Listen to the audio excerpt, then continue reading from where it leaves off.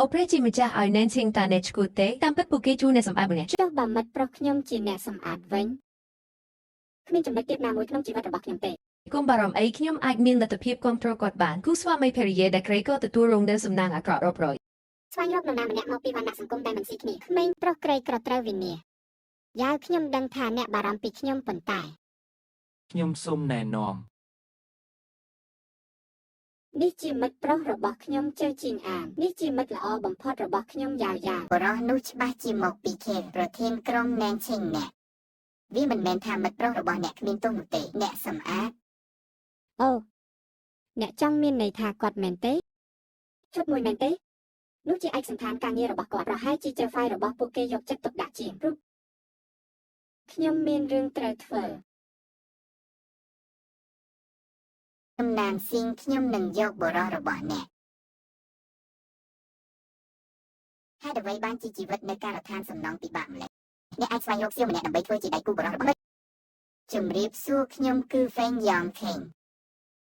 ណានស៊ីងជាមិត្តល្អបំផុតរបស់ខ្ញុំបានចេញទៅខ្ញុំដឹងថាខ្ញុំនឹងមិនរកគាត់ទេខ្ញុំបានស៊ូទ្រាំនឹងវាទាំងអស់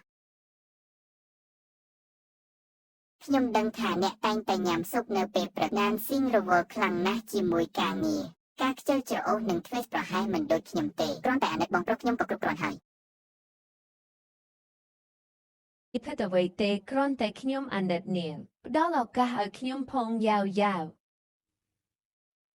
អូពួកគេបានមកយករបស់នេះមកឲ្យខ្ញុំព្រោះខ្ញុំហត់នឿយពីសឹងតែមានជីវជាតិនេះឆ្ងាញ់ណាស់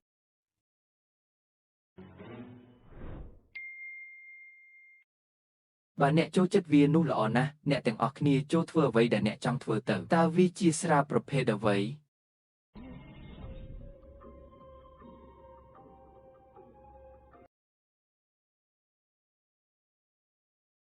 តើអ្នកផឹកវាទេ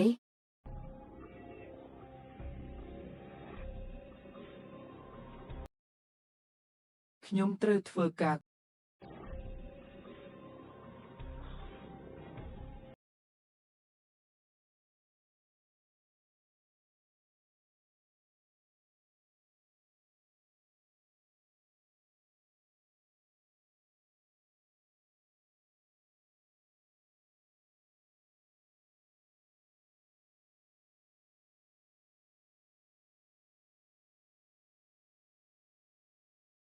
ក្លិនអ្វីហ្នឹង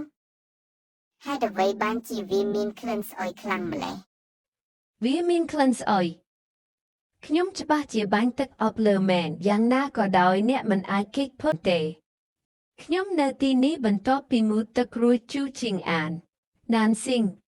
ហេតុអ្វីបានជាអ្នកនៅទីនេះ ហេតុអ្វីបានជាខ្ញុំមិនអាចនៅទីនេះមានរឿងអ្វី ឥឡូវសូមយើងនិយាយអំពីអ្វីដែលបានកើតឡើង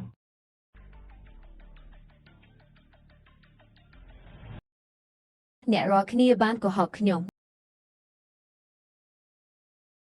តើមនុស្សទាំងអស់សុទ្ធតែល្ងងមែនទេ